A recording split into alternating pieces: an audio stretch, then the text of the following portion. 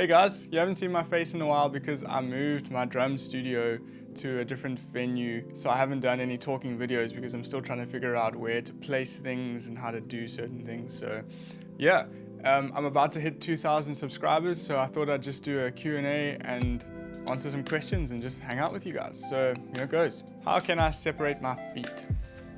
I had a few people asking me on Instagram how to separate your hands and feet, how to have independence between your limbs, all kind of the same topic of independence and separating things and not playing at the same time.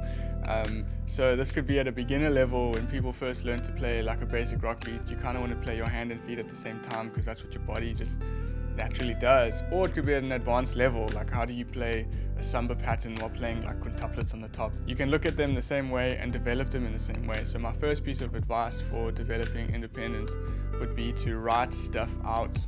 So if you have a piece of paper and you can see where the notes are lining up on the piece of paper and where they're not lining up, you're going to easily be able to see where to play what. I'll put an example of a basic samba pattern on the screen so you can see. Here you can see that certain bass drums are played by themselves and others are played with the snare drum. So if you have this in front of you, you can clearly see what lands where, and if you play it slowly and read through it carefully, you'll be able to separate your hands and feet. And you can take this from a really basic level of playing just a rock groove and seeing where the hi-hat plays with the snare and without the snare, or you could take it up to a complicated groove and you can see where things land like that. Another way of developing independence is just to play ostinatos on your feet. So you could take that samba groove again, that and then just jam rudiments on the snare drum over the top of that. Some will be easy. So if you play a samba beat like with single strokes, not that bad. But if you go with like triple paradiddles, you're gonna start to feel like, whoa, your hands want to do that and your legs want to do that. So then just again, write that stuff out, read it, play it very slowly, and your independence should improve from there. My favorite drummer is undoubtedly Lionel Lewis. He plays in Snarky Puppy, he has a few of his own projects. That guy is just so musically talented. He's so tasteful in everything he plays, and he's just such a nice dude too. So if you haven't heard of Lionel Lewis, go watch some of his videos. Your mind will be blown. Advice for playing drums without bothering neighbors. You need to just go talk to them and develop a relationship with them. That is the best way to do it. If you have a cranky neighbor, or if your neighbors don't know if you play drums yet, tell them you're a drummer and just ask them when's the best time to play and when are the best times not to play.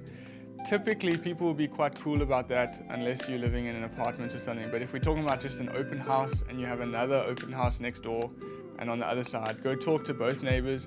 Ask them what times in the day are they not there, then maybe you can play. Or what times do they not mind if you play. Just be really thoughtful and respectful of time and stuff. So imagine you having supper with your family and all you hear is drums like bashing next door. It's not cool.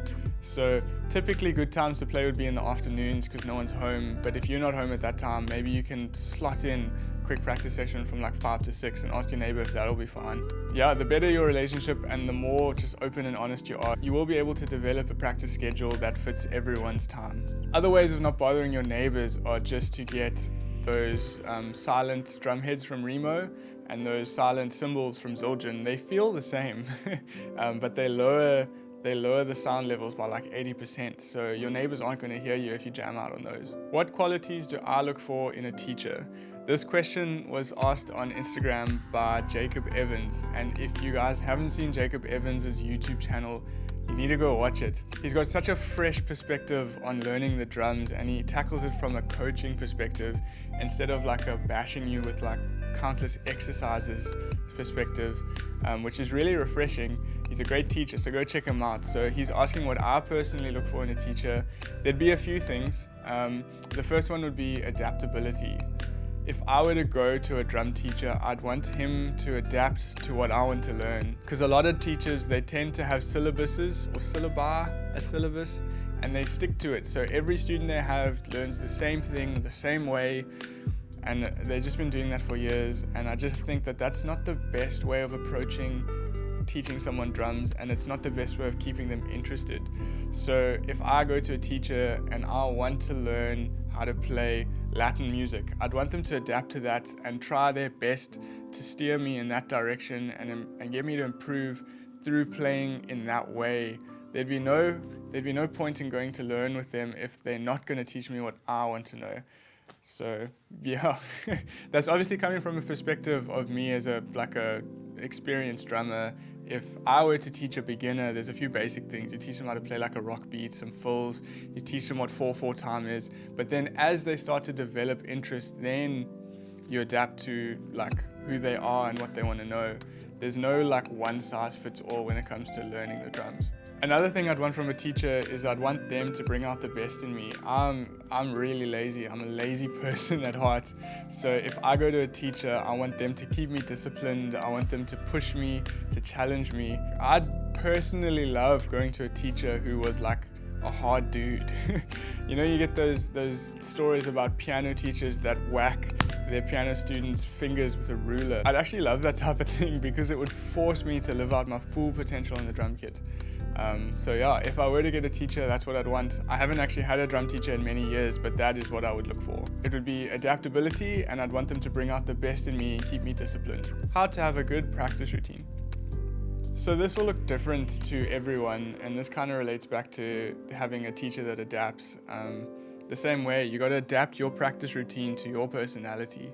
Some people can practice for 3 hours straight, intensely focused, but most people can't. So you need to kind of figure out who you are and then go from there and start a practice routine. One thing I would say is you need to make it focused for as much time as you feel like you can stay focused for.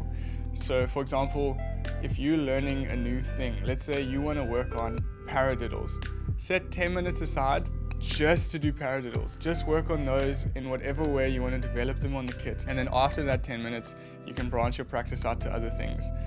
Something I've done my whole life is I just sit down and I just play. And I think that is practicing.